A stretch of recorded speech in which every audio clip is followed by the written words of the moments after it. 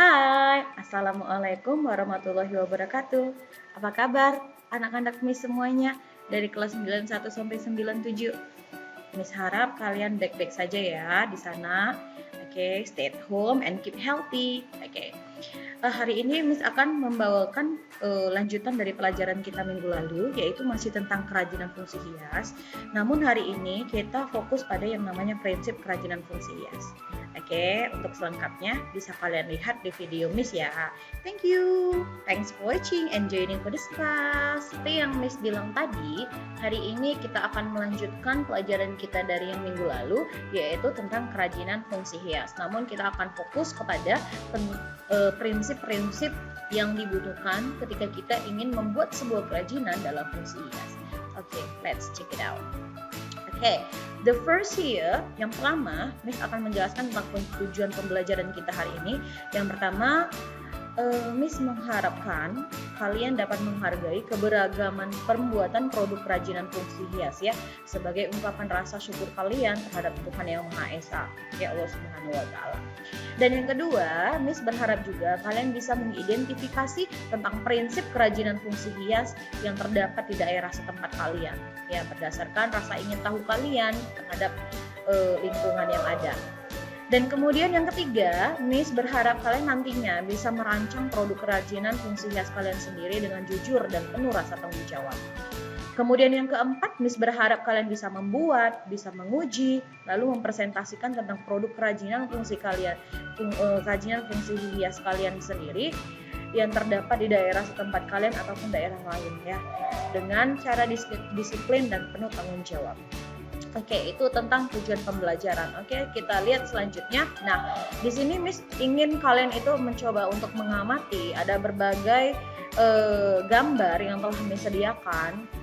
Contoh gambar yang pertama. Nah, ini kita bisa lihat ya. Ini adalah gambar apa?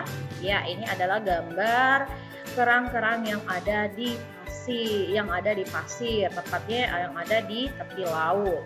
Yang kedua, ini ada gambar lilin, ya. Yang ketiga, ini adalah gambar tempurung kelapa. Yang keempat, ini adalah limbah plastik. Yang kelima, ini adalah gambar orang yang sedang melakukan kerajinan tangan. Oke.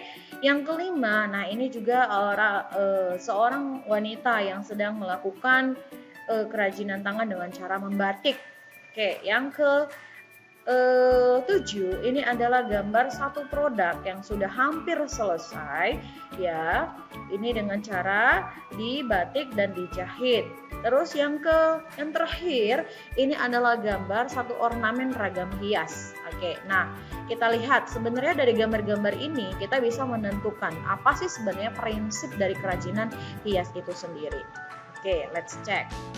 Yang pertama, oke, kalau kita perhatikan dari gambar ini ada gambar tanah liat, ada gambar kayu, ada surat batang pisang, ada bambu, ada rotan, kulit, logam emas, dan batu. Nah, itu bisa kita kelompokkan juga seperti gambar yang pengamatan tadi, yaitu tentang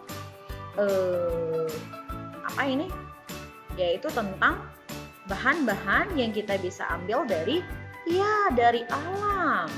Kalau kita berbicara tentang bahan yang bisa diambil dari alam, berarti itu adalah salah satu bahan alami. Berarti prinsip yang pertama adalah kamu harus mencari apa sih uniknya dari bahan kerajinan yang ingin kamu buat. Nah, setelah kamu mendapatkan uniknya itu bahan, lalu kamu bisa berpikir, oh untuk membuat ini apalagi ya langkah selanjutnya. Nah, prinsip yang pertama adalah kamu harus mengetahui apa sih keunikan dari bahan yang ingin kamu buat itu. Nah, kalau kita lihat dari gambar yang telah disajikan di slide ini, ya, uniknya dari bahan. Contoh kita ambil dari tanah liat. Tanah liat itu sendiri memiliki keunikan tersendiri ya, yaitu tanah liat ini memiliki tekstur yang halus dan elastis, jadi mudah dia untuk dibentuk. Itu dia yang pertama uniknya dari tanah liat. Nah, yang kedua adalah serat batang pisang. Di serat batang pisang itu sendiri uniknya adalah serat itu dia memiliki tekstur yang kasar, lalu warnanya yaitu coklat bergradiasi. Nah, itu dia uniknya dari serat batang pisang. Yang ketiga itu adalah kayu. Kalau kayu bagaimana? Seperti yang kita tahu, kayu itu adalah sifatnya keras. Kemudian selain dia keras, dia memiliki warna yang tersendiri, itu uniknya. Kemudian ada bambu atau rotan. Kalau bambu atau rotan itu mudah dibentuk karena dia apa? Karena dia lentur. Jadi kamu ingin membentuk suatu bahan itu gampang kalau menggunakan bambu atau rotan. Selain itu juga uniknya adalah sifat bahannya kuat dan tahan lama. Kemudian kulit. Kulit itu memiliki tekstur permukaan kulit hewan yang menarik. Contoh ya kulit buaya banyak dijadikan menjadi tas. Oke, dengan menampilkan warna-warna alami. Ya kan? Kulit ular jadi dompet, warna kulitnya secara alami, tentu menarik orang.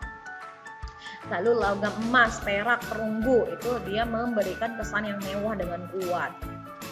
Kemudian batu itu memberikan warna yang menenangkan. Itu adalah uniknya dari bahan alami. Nah, kamu bisa ambil bahan-bahan alami untuk dapat dijadikan kerajinan fungsi hias kamu. Jadi kuncinya adalah yang pertama, prinsip yang pertama adalah uniknya dari bahan yang ingin kamu gunakan ketika kamu ingin membuat satu kerajinan fungsi hias. Oke, selain dari bahan alami ada bahan apa lagi ya? Let's check it out. Oke, the next one, dan the second one, ya we can see, kita bisa melihat ya from soap, sabun, fiberglass, gyps, and lilin. Oke, ini adalah contoh dari bahan apa? Yes, that's right, bahan buatan. Oke, let's check it out. Untuk bahan buatan itu sendiri, kalau kita berbicara bahan buatan berarti adalah bahan yang telah diolah oleh manusia. Apakah dengan pengolahannya itu menggunakan bahan kimia atau paduan dari keduanya? Itu adalah uniknya bahan yang kedua, yaitu bahan buatan. Nah, jika kita lihat di sini itu ada gambar lilin. Apa sih sebenarnya uniknya dari lilin? Oke, lilin itu memiliki tekstur yang lembut. Selain lilin, gypsum. Gypsum mudah dibentuk karena teksturnya lembut, ya. Kemudian ada juga tekstur yang sifatnya kasar ataupun halus. Seperti yang kamu lihat gypsum-gypsum yang ada di rumah kamu, profil-profil rumah, nah itu dia dari gypsum. Fiberglass itu sifatnya kuat. Fiberglass ini dia seperti kaca, tapi dia semi kaca, itu dia fiberglass. Seperti layar handphone kamu, itu sifatnya adalah fiberglass gitu ya. Kemudian sabun itu memiliki sifat yang mengharumkan dan lunak. Nah, dengan sabun kita bisa membuat apa saja? Contoh, buat bunga dari sabun. Oke. Itulah keunikan dari bahan buatan. Kemudian selain bahan alami, bahan buatan, bahan apa lagi sih yang sifatnya unik? Oke, let's check it for the three part here.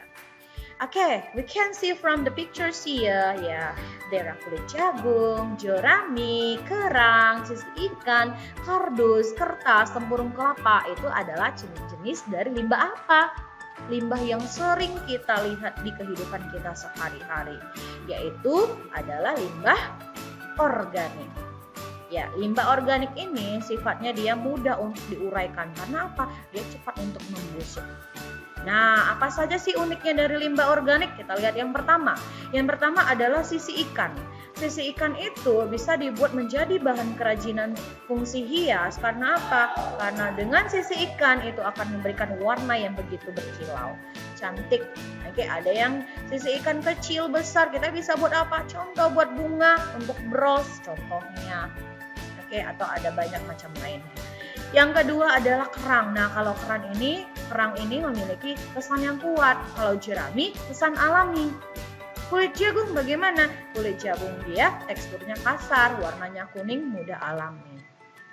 Tempurung kelapa, teksturnya kasar, tapi bisa juga dibuat untuk tekstur halus dengan cara apa? Ya, nanti kamu dengan cara menghaluskannya. Kemudian selain itu, dia juga sifatnya kuat dengan keras. Kalau kertas, memang kertas ini sifatnya adalah mudah sobek, tapi dia gampang untuk dicampur dengan lem. Jadi kita gampang untuk membuatnya. Oke, itu uniknya dari kertas. Kemudian kardus ini memiliki warna coklat yang khas. Jadi setiap benda itu akan memberikan keunikan tersendiri tergantung dengan produk apa yang ingin kamu buat dan ini menggunakan bahan apa. Oke, kemudian yang terakhir dari uniknya bahan itu sendiri adalah bahan limbah apa? ada karet ban, ada styrofoam, ada kaleng, ada plastik, kaca, logam, pecahan keramik. Ini adalah contoh dari limbah, ya, limbah anorganik. Limbah anorganik itu limbah yang sulit dia untuk diuraikan atau dia bahkan tidak bisa dia membusuk. Meskipun kita biarkan dia berlama-lama misalnya di dalam keranjang sampah atau di buangan sampah, itu akan sulit dia membusuk karena dia tidak dapat diuraikan. Nah, kita lihat uniknya dari karet ban. Karet ban itu sifatnya lentur, gampang untuk dibuat. Contoh buat sendal dari karet ban. Plastik itu wujudnya transparan dengan mengkilap. Ini gampang untuk dibuat apa saja. Kaleng. Kalau kaleng itu teksturnya adalah kasar dan kuat. Kemudian kalau styrofoam itu bentuknya lunak dan mudah dibentuk. Makanya gampang untuk membuat suatu benda yang bahannya adalah dari styrofoam. Kaca, kalau kaca ini wujudnya transparan dan berkilau. Logam itu kesannya kuat, ya, kesannya kekar itu kalau dia logam, tapi agak membutuhkan sedikit peralatan yang lebih canggih untuk membuat produk yang bahannya adalah dari logam, besi atau baja. Kemudian pecahan keramik. Kalau pecahan keramik dia memiliki keunikan bahan yaitu sifatnya keras dan tidak beraturan.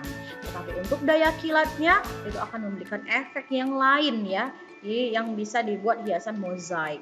Oke, pecahan keramik kita bisa buat pot bunga, bisa buat vas bunga atau lain sebagainya.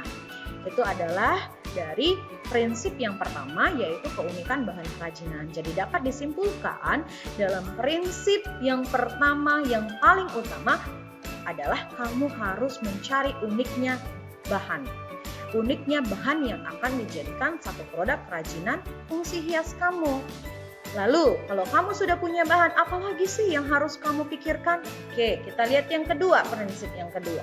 Prinsip yang kedua kita lihat adalah sini. Ini ada gambar orang sedang membatik. Nah, itu artinya apa? Prinsip yang kedua adalah kamu harus bisa memiliki keterampilan tangan. Kenapa? Ya, karena seperti yang kita tahu, setiap orang yang mencoba untuk membuat satu produk, ya, produk kerajinan tangan, tentunya kamu itu harus lihai, tentunya kamu itu harus terampil, ya. Kalau kamu sudah terampil, sudah lihai, itu pasti kamu memiliki sifat ketukangan atau pengrajinan. Karena apa? Karena keterampilan tangan ini sangat dibutuhkan. Apakah kamu menggunakan secara manual atau menggunakan mesin? Harus terampil. Oke, kita lihat untuk keterampilan tangan itu sendiri. Jika dikatakan keterampilan tangan, yaitu kamu harus memiliki sifat ketukangan atau pengrajin, di mana kamu harus bisa terampil, ya, antara jenis kerja yang kamu lakukan, ya, dengan kesadaran kamu. Bagaimana sih seorang pengrajin itu bisa membuat terampil dirinya? Kamu harus peka. Peka apa? Peka terhadap tenaga manusianya yang pertama, peka terhadap bahannya yang dibuat, peka terhadap alat yang digunakan, peka terhadap lingkungan alam, lingkungan sosial, dan sebagainya. Jadi kamu tuh harus memikirkan, selain kamu terampil dalam membuat produk kamu harus berpikir juga bagaimana sih untuk membuat keterampilan yang kamu buat itu harus diiringi dengan kesadaran secara material kamu. Contoh kita ambil, yaitu kita membuat anyaman dari eceng gondok. Nah, kalau kita pikirkan untuk anyaman eceng gondok, kamu tentunya harus berpikir bagaimana sih untuk pembagian kerjanya. Oke, karena kan harus terampil. Berarti kamu harus melakukan pembagian kerjanya bagaimana. Misalnya ada tenaga yang mencoba untuk membudidayakan eceng gondok. Berarti itu dia ahlinya dalam bidang itu. Lalu kemudian kedua, ada yang ahlinya itu adalah bagian dengan bagaimana mengelola eceng gondok itu untuk siap dianyam. Ada lagi kelompok tenaga ahli yang mungkin fokus untuk menganyamnya. Atau ada lagi mungkin kelompok yang tenaganya itu hanya untuk bagian mengemas dan lain sebagainya. Hingga produk eceng gondok itu, anyaman eceng gondok itu selesai untuk diproduksi. Itu dia. Jadi kamu harus terampil, dalam pengerjaan produk itu yaitu harus menyangkut pautkan antara keterampilan jenis kerja dengan keterampilan kesadaran material yang kamu punya. Oke, itu prinsip yang kedua. Sudah punya bahan, pikirkan, aku harus terampil. Kemudian apa lagi? Prinsip yang ketiga. Oke, kita lihat. Prinsip yang ketiga. Nah, di sini saya sajikan gambar ini ya. Satu produk yang hampir sudah jadi karena kamu sudah punya bahan, kamu sudah mencoba terampil membuatnya. Nah, yang ketiga adalah unsur estetik. Ketika kamu ingin membuat suatu produk untuk menjadi lebih bagus, kamu harus bisa memikirkan bagaimana sih produknya itu supaya menarik. Ya, kamu bisalah pikirkan bagaimana bentuknya, bagaimana warna yang kalian gunakan, bagaimana komposisinya. Kamu harus menyuguhkan, kalau bentuknya udah bagus, sesuai fungsi, bisa nggak ya ini sebagai produk hiasan? Bisa nggak ya kita buat ini menjadi bentuk 2 atau 3 dimensi? Atau gini aja ya, kamu tuh harus berpikir bagaimana bentuknya. Karena bentuk itu masuk ke dalam unsur estetik yang kamu buat.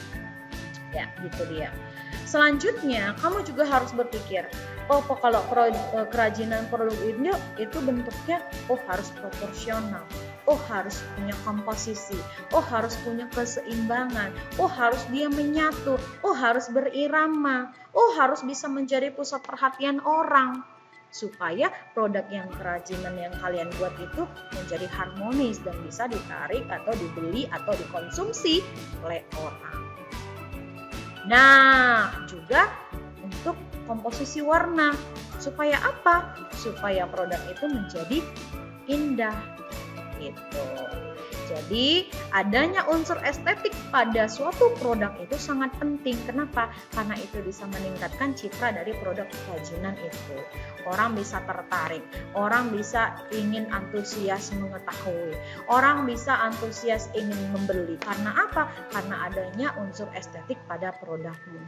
Jadi ingat, ketika kamu punya bahan, ketika kamu punya keterampilan membuatnya, kamu juga harus memikirkan aspek estetiknya, yaitu dari segi bentuk, dari segi warna, dari segi komposisi, ya, dari segi kesatuan, dari segi irama, proporsional, keseimbangan terhadap produk yang kamu buat.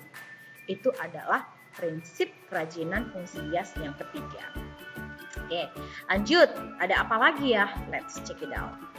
Oke, di sini saya sajikan ada ragam hias. Ragam hias juga termasuk ke dalam prinsipnya. Kenapa? Kamu sudah buat produk, ya kan? Kamu sudah memikirkan unsur estetik. Selanjutnya kamu harus pikirkan yaitu unsur hiasan. Kenapa kamu harus pikirkan unsur hiasan? Supaya jauh lebih menarik dan menarik perhatian orang. Ragam hias struktur teknik ronce, manik-manik dari Kalimantan supaya menarik. Ada khasnya. Aku hiaslah seperti ini supaya menjadi khas. Aku hiaslah ini batik ya dari Jawa. Aku hiaslah ini permukaan untuk seni permukaan dinding ini dari Papua. Aku hiaslah kayu. Aku ukirlah menjadi apa? Menjadi ukiran kayu Jepara misalnya bahannya dari Jawa Tengah. Nah kan dia menjadi lebih menarik karena adanya hiasan. Karena kalau tanpa hiasan, kamu tanpa mendekorasi itu tidak akan menjadi lebih menarik.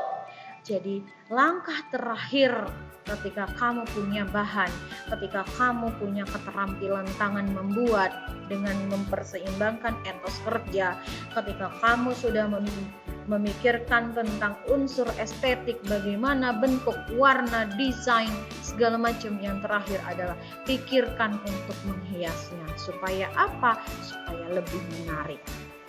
Nah, di unsur hiasan itu sendiri, itu banyak cara yang bisa kita buat. Contoh, misalnya dengan cara dilukis, dengan cara diukir, atau dengan dicetak.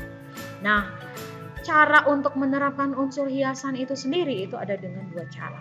Cara yang pertama adalah kamu melakukan hiasan langsung pada permukaan produknya. Jadi kalau contohnya misalnya ini produknya, ini dari kulit, kamu mau membuat hiasan, misalnya kamu bisa saja ini kamu misalnya kamu jahit ya, kamu buat hiasan-hiasan dengan bentuk-bentuk ragam hias, oke? Itu langsung pada permukaannya. Kalau hiasan pada permukaan produk langsung berarti kamu membuat hiasan itu ketika produk kerajinan kamu itu udah selesai, baru kamu buat hiasan terakhir. Tapi kalau dengan cara yang kedua itu adalah hiasan terstruktur. Kalau hiasan terstruktur berarti hiasan itu dibentuk dari awal hingga menyatu. Contoh misalnya ini kayu, kita mau ukir, kita buat pola dulu kan. Untuk membuat ragam hias pada kayu, otomatis kamu buat pola dulu. Nah, itu kan buatnya bukan di akhir, tapi di awal. Berarti kamu secara terstruktur, kenapa? Dari awal kamu sudah buat pola. Dari awal kamu sudah, setelah kamu buat pola, lalu kamu ukir, dipahat, oke? Dipahat sampai selesai, sampai ada hiasan estetik, sampai segala macam.